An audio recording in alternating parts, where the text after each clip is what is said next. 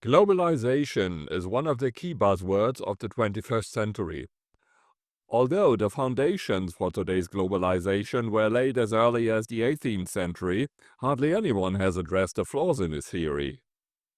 Scottish economist Adam Smith and the theory of absolute cost advantages provide the theoretical justification for total free trade. Smith describes it in his 1776 work Wealth of Nations.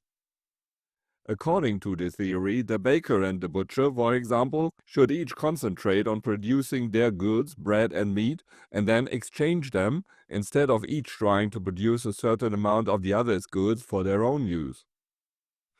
Smith's successor David Ricardo in particular was able to further develop the idea of the division of labor and specialization with the principle of comparative cost advantages. Ricardo assumed that if two countries can produce goods at different prices, it is advantageous for both countries to specialize in the goods that each country can produce most cost-effectively. The goods are then exchanged through trade relations, and the bottom line is that the prosperity of both countries has increased. In the 1980s, the ideas of Smith and Ricardo were widely incorporated into the specialist literature of the time at universities and business schools in the Western world. Adam Smith's model of absolute advantage was particularly often explained using the example of the American states of Idaho and Texas, which produced potatoes and beef. If Idaho concentrated on producing potatoes and Texas only produced beef, both states could, by exploiting their absolute cost advantages, produce an additional larger quantity that could then be divided between the two of them. The first problem here would be transport costs. All the potatoes for Texas and all the beef for Idaho would have to be transported from one place to another, which would make the goods more expensive correspondingly. The second problem would be the additional production volume and the question of whether it would be needed at all. Overproduction would lead to a fall in prices in the medium or long term, and some producers would have to give up production. And whether this rather theoretical scenario of specialization would work in practice is questionable anyway. Before implementation, numerous statistical data would have to be collected to verify its functionality. David Ricardo's theory of comparative cost advantages is usually explained using two countries, one of which has an absolute cost advantage in the production of both goods. Ricardo himself used the example of England and Portugal, assuming that Portugal had absolute cost advantages in both wine and cloth production. In that case, Portugal should nevertheless concentrate on wine production while England produces cloth, simply because England does not have a climate favorable to viticulture. Here too, transport costs are ignored, and a possible fall in prices due to overproduction is not taken into account, not to mention the theory's detachment from reality. Some weaknesses even apply to both theories. The distribution of goods between the two countries is primarily a matter of negotiation. World market prices and similar factors are ignored.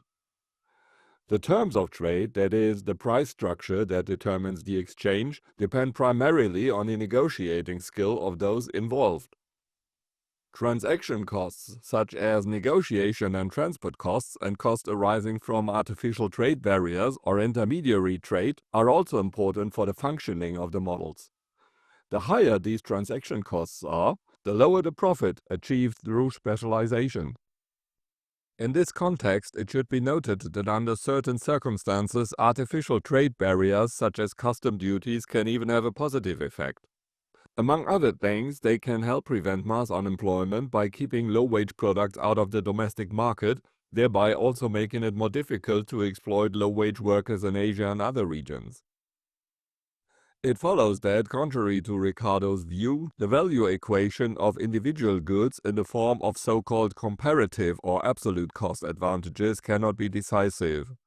The consequences for the overall economic structure must be the focus of attention in any form of foreign trade. Ricardo's free trade doctrine, which has been and continues to be implemented fairly precisely through globalization, has transformed diverse and differentiated economies into industrial monocultures.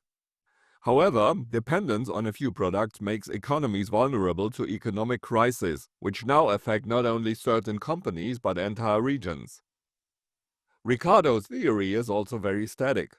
A country that has advantages in the extraction of raw materials and food would focus solely on these and lose touch with innovations and technological developments.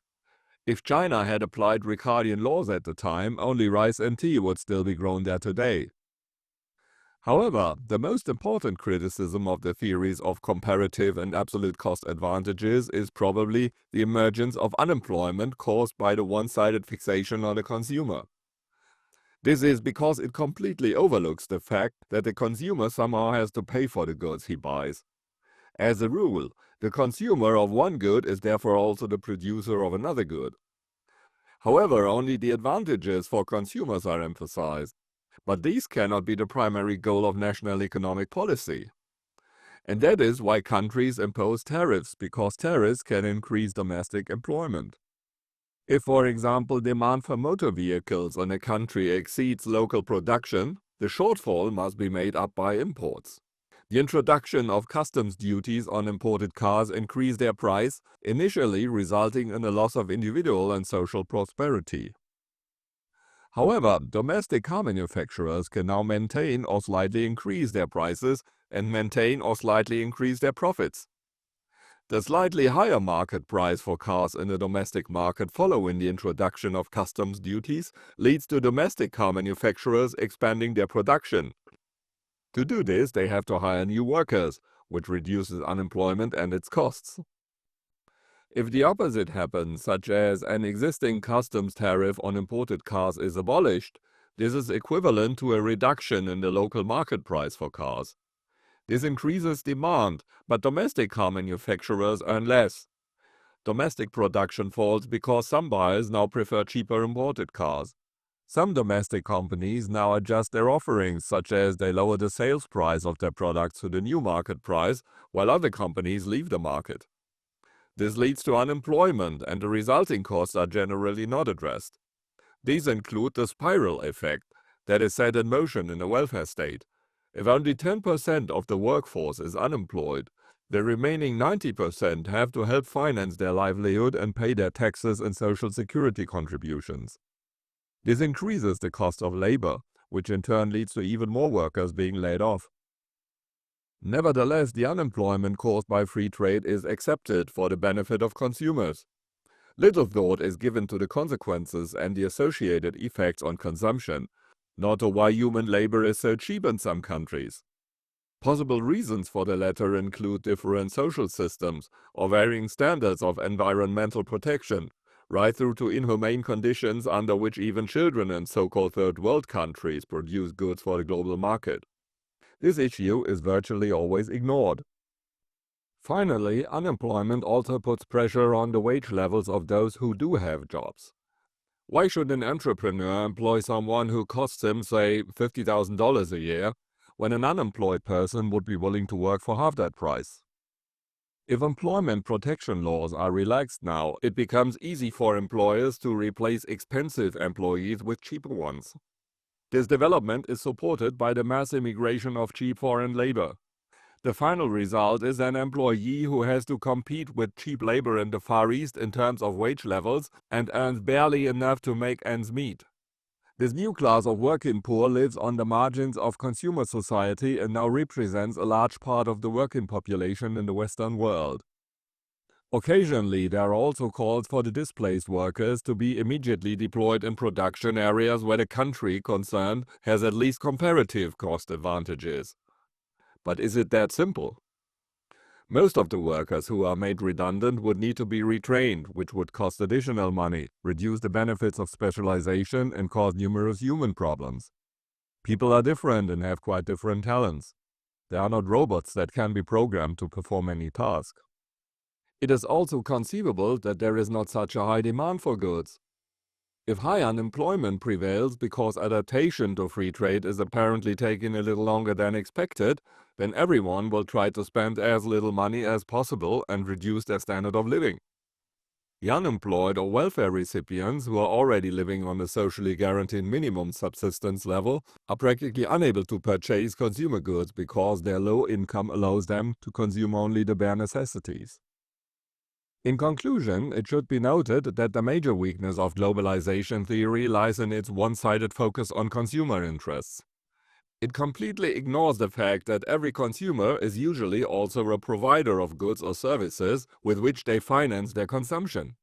However, if they are forced into unemployment as a result of globalization, they also largely cease to be consumers, or at least have to reduce their consumption to the bare necessities. This leads to a decline in demand for goods, and the market is unable to absorb the additional goods entering the country as a result of free trade. This ends up in an economic crisis if the social costs of unemployment are simply ignored. If the additional expenditure were taken into account, this would significantly reduce the gains from specialization. It would then become apparent that globalization is actually a losing proposition.